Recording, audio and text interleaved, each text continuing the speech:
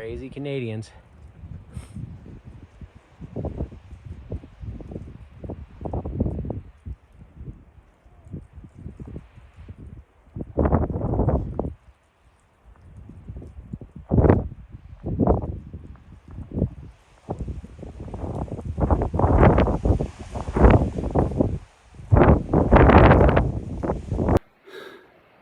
If you're struggling with difficult emotions, it can happen anytime. During the winter season, a lot of us during the holidays struggle to find peace. And this whole season is about peace, love, happiness, joy. And yet we're caught up in the tumult of expectation, maybe missing loved ones, maybe not having enough money to do what you want to do. All those things that can hit you at this time of year can be difficult to navigate and manage. And the sad thing is, when that happens, well, you don't get to enjoy the spirit of the season in the way you want to enjoy it. So what do you do? What do you do when you face that? Most of us try to push that stuff aside, ignore it, pretend that it's not there, and just embrace the good side of the season. But this is not an effective way. The more you ignore the painful feelings you have within you, the louder they get. The more outrageous they get in their claims, the more delusional you become about what's impacting you, and it bleeds into your life. The way I deal with that, I learned to face my emotions. I learned to recognize there are tough things that get in my way of the happiness that I want to face. And if I can move directly at the emotion that's a problem for me, I struggle with loneliness and sadness during the holiday season. It's one of my things. And I have lots of loved people around me that watch out for me and care for me. Still, that feeling persists. So I do lots of things. I connect with people. I use music. But one of my favorite things to do, that really gets me going, is come out here in the silence of nature. And it helps me not feel so alone.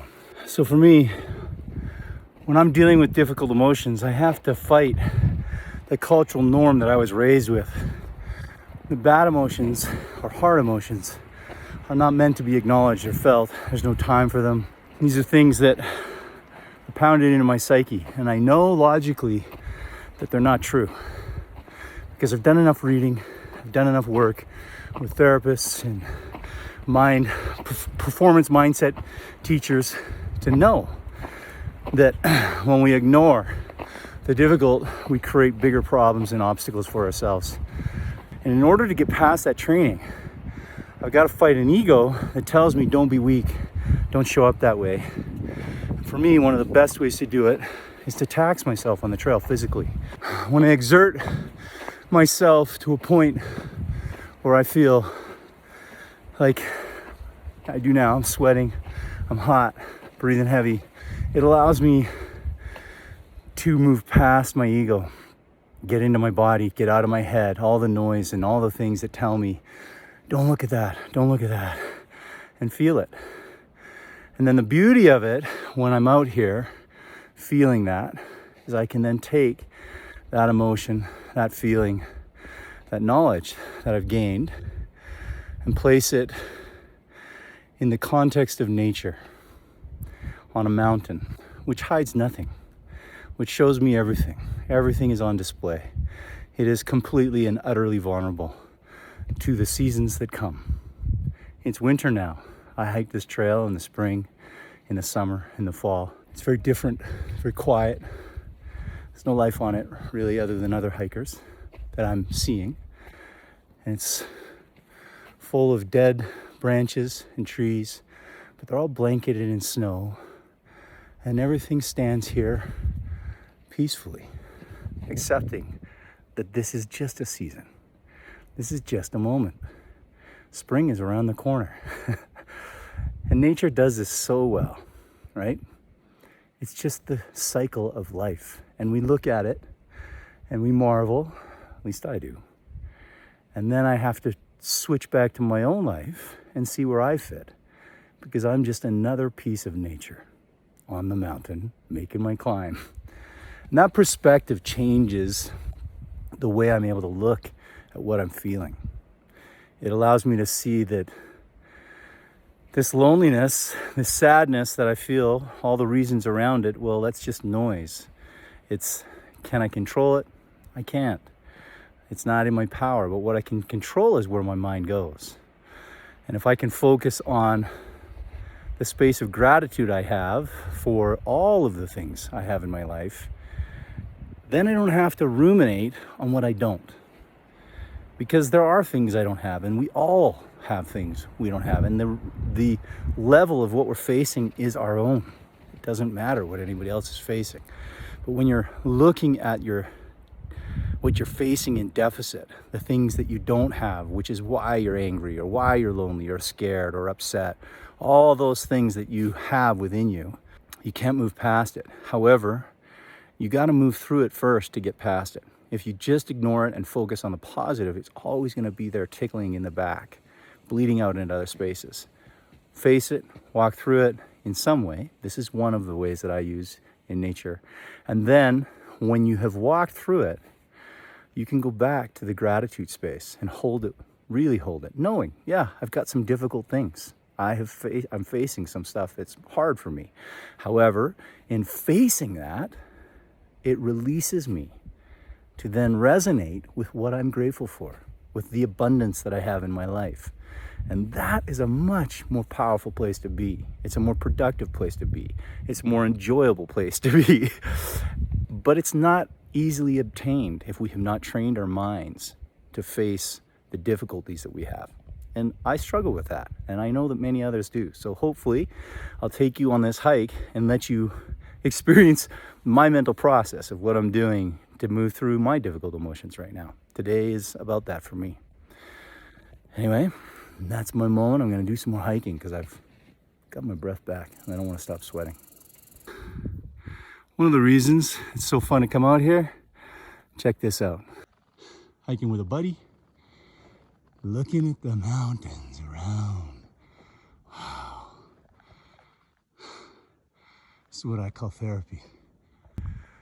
Whoo-wee! Come on, tell me that's not beautiful. Surrounded.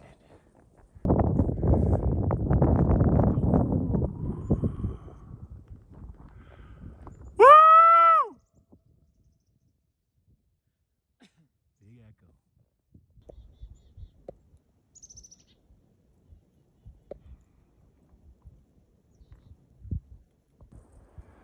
It starts getting really spectacular up here. The higher you get up into the mountains.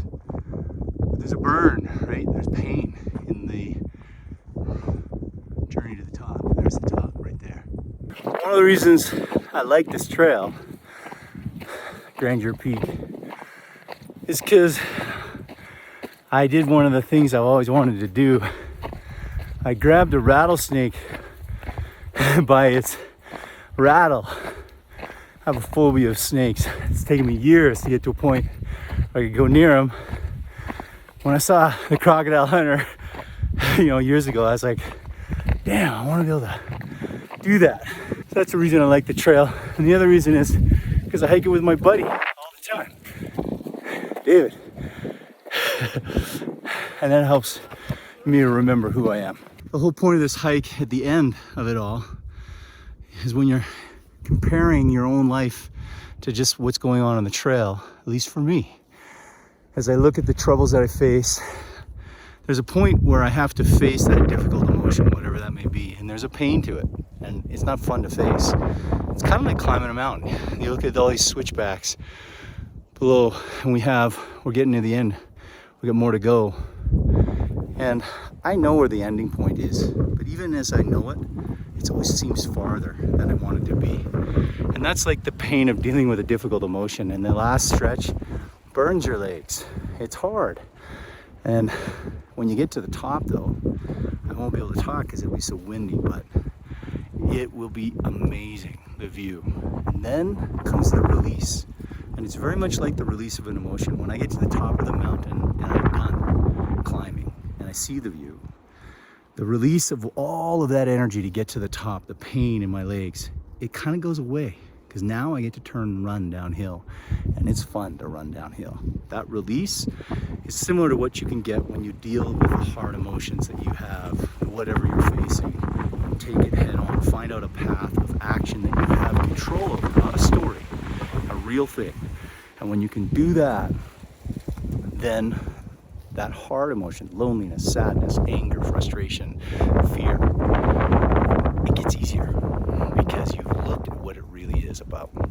So that's how I do it. Grind your peak at the summit. I don't know if you can hear me, but everything seems so close. All those peeps that surround me for the next adventure, the next journey, whatever that space may be, it's all here. Hiking in Utah, Grandeur Peak. There's Salt Lake, right down in the valley. Love this. Trail running, and the winter is so fun.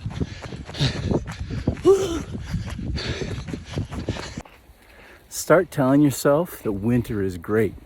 If you're living in a cold space, you're not in a tropical climate, and you're saying winter sucks, change your mindset.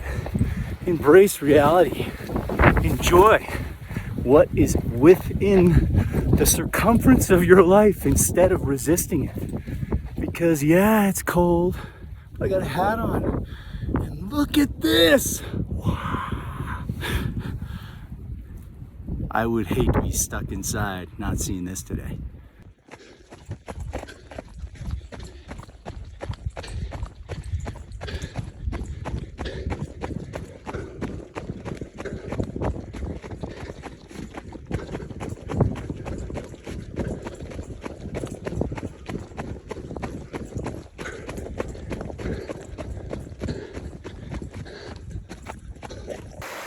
Check this out. I'm marooning the silence of it. I'll often sit by the water and listen. They've proven that it actually eases your tension. It does.